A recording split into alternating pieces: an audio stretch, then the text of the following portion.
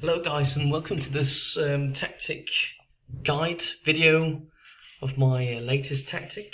It's a sort of Zerbi mixed with Xavi at Barcelona currently tactic, where there's an emphasis on creating a box midfield. It's got a bit of an old shape, and that's obviously intentional to sort of try and create this box in the middle, where I've gone for sort of, it looks like a bit like a back three, with then they're three in the next level, and then obviously the Mitsala and attacking midfielder as number 10. I'm starting out actually having the attacking midfielder out wide as a sort of inside forward, advanced playmaker type player, but I just didn't find that he sort of drifted in far enough for me to sort of create this box as much as I really wanted it to. But that's obviously, if you think about Xavi, that's sort of the role of, it's not Pedri, of Xavi right now, where he sort of starts out wide but then drifts in. But I think the number 10, the attacking midfielder in this position, sort of does the same.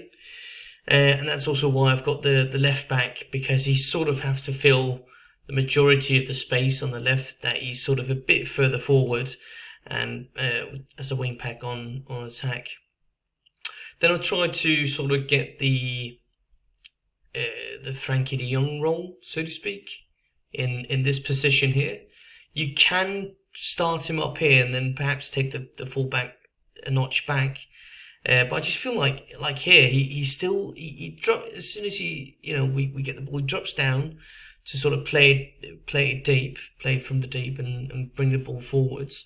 And when we're attacking, he still brings the ball forward. So even though he's a deep line playmaker, he's still a bit of a sort of a roaming playmaker type role, I find. And then obviously next to him you've got the Busquets role, which is just to hold this position whenever other players start moving forward. And obviously be a part of that box midfield. And then we've got the Mitsala, who when on attack is he really gets up there and sort of in the half spaces, which is really deadly, I find. I did, you could say I see other De Zerbi tactics and Xavi tactics sort of go for another like attacking midfielder here, but I really wanted to create the emphasis on it being a 4-3-3 system rather than necessarily a 4-2-3-1. So that's why I've sort of gone for the Mitsala instead. And I just think it links up really well with the three other players here, and he gets into this position in the half space, and when we sort of used Xavi's way of focusing down the left-hand side and then leaving a winger very wide on the right-hand side. But when we do get play down through the right, the Mitsala and the winger really play well together. And then obviously, to finalise the box, we've got the attacking midfielder who's going to be, doing a bit of this in between the lines and creating that shape and helping with play. And also, I mean, some of the runs into the box as well from here is really, really good. And then at the top for the striker, I've just got Højlund. He's just, everywhere scoring goals. I think he scored 40 goals in the league in only 32 appearances, but I think total with Champions League and all that, I think he scored about 51 goals, yeah. So, I mean, that is pretty good. And at the same time, actually, I rotated him a bit with Yusuf Committee, and Højlund was actually injured for the latter half of the season, which is why he only made 32 appearances. But I mean, even Committee, you chimed in with 24 goals and 21 appearances, and an average rate of 7.73. I mean, that is pretty good, I'd say. On the right-hand side, defensively, I'm trying to sort of hit that role that the sort of right-back for Xavi's Barcelona are doing, just being sort of a white centre-back, really.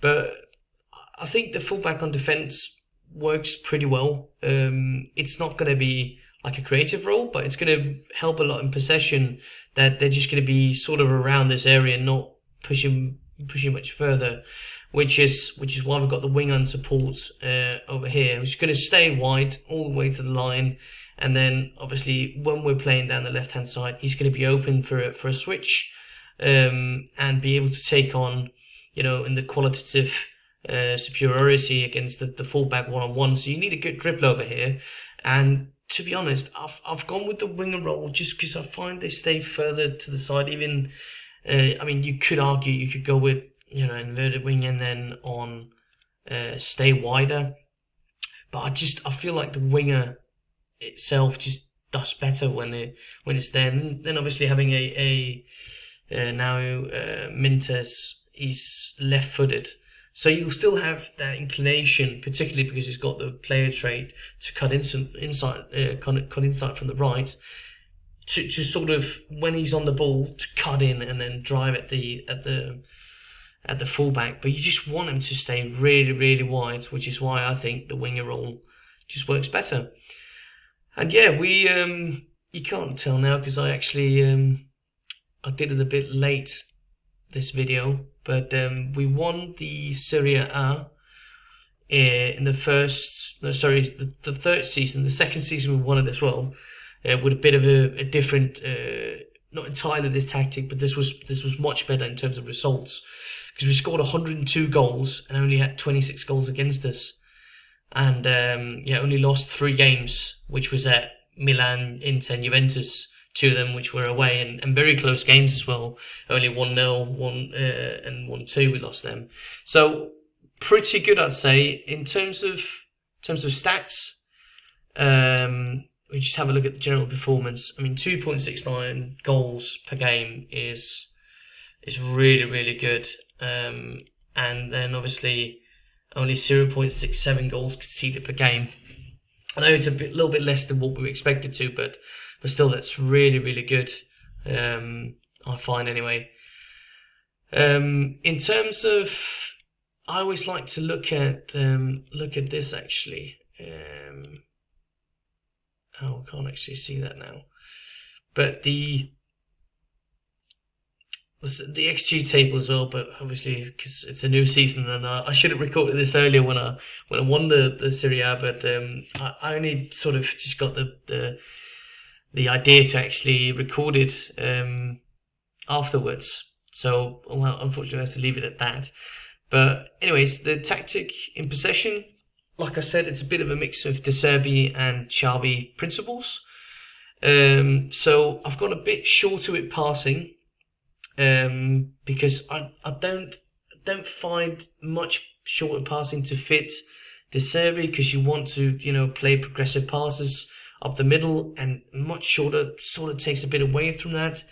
Tempo I find to be really good at just standard, because it enables you to control the game, and then at the same time, I know time wasting sometimes is probably going to look really weird to some people in their eyes, but it's sort of to put emphasis on what De Zerbi tells his in the build up, his goalkeepers and centre backs, to sort of just put their studs on the ball, wait for the pressure to come in. And I think I sort of get that with time wasting sometimes, because the players just stop up for a minute and then make the right decisions, and also break the press really well with 1-2 passes through the middle. And at the same time, I think playing as wide as possible, having the wing back on the left as wide as possible and the wing on the right, just really stretch the defence. Works really, really well, and makes it really, when you're doing the focus down the left, you're really going to create these numerical advantages and overloads. So I've gone for overlap there, because I find if we've got players here waiting for this guy to come bombing down, works well. Also for possession, so we just don't throw it away. Play out defence, I think that sort of speaks for itself when we're talking Xavi and De Zerbi. Underlap right, I don't think you necessarily needed to have that, but to me it just really let the Mezzala make some great runs in here and have the winger, patiently wait for that run sometimes. So that's just sort of something I'll put in there too for myself. I think It works really well. Obviously, you can do it without. I just think having the mix of overlap on one side and underlap on the right makes your tactic a little bit unpredictable. Working to ball into the box, a staple of possession tactics, as well as also Xavi from his time at Barcelona. So I think this is sort of the combination of Xavi and De Zerbi together, creating that box in the midfield, and then stretching play and controlling the game. Now, sometimes if I do go down down a goal, or I'm not really creating as much as I will, or as I'd like to, which is rare, to be fair. I'll switch mentality from positive, which is what I run normally, and go attacking. And you could also maybe throw in be more expressive and slightly shorter passing rather than just shorter. But I do like to keep time wasting on. I know it sounds contradictory, but it just sort of emphasizes the way we want to play. Not much to say in transition. Counter press counter, I think makes sense. You can, if you want to be a bit quicker with the ball, set your goalkeeper to distribute quickly.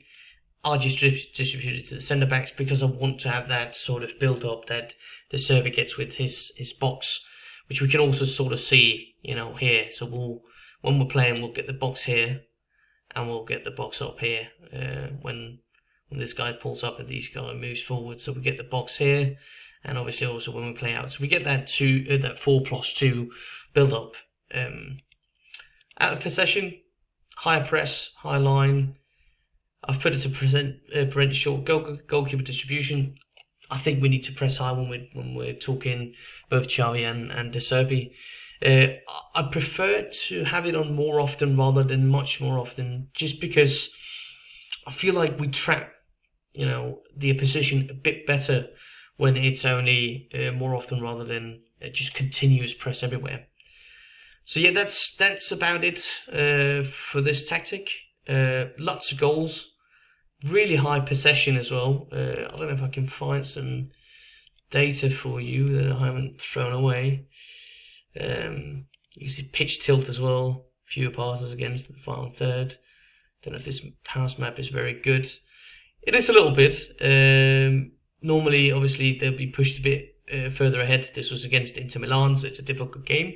We won it, obviously, but you sort of get the gist of the box here, and then you've got sort of, it's a bit skew at this time, but you've got a box here as well, and then the attack in the middle of it, sort of roaming in between. See if we can ask for goal output. Yeah, high non-penalty, expected goal, strong defending, maybe possession. Possession might be a good thing. Let's have a look. It's gone a bit free now in terms of the structure of the video, but frequent with ball, reliable in possession. Yeah, so it controls the game well. It's very good, I find, in defense, and it even dribbles quite well, despite having about 60-61% of possession most of the time. I mean, obviously, I've got a good team of young players, a good team of a lot of wonder kids. But I mean, in the first couple of seasons where it wasn't really the same, this tactic still performs really well. So let me know what you think about it. Give it a try. I know FM23 is almost over, but it's not too late to throw in a tactic or two and have a whirl with it. So thank you for joining me, and I hope to see you again sometime.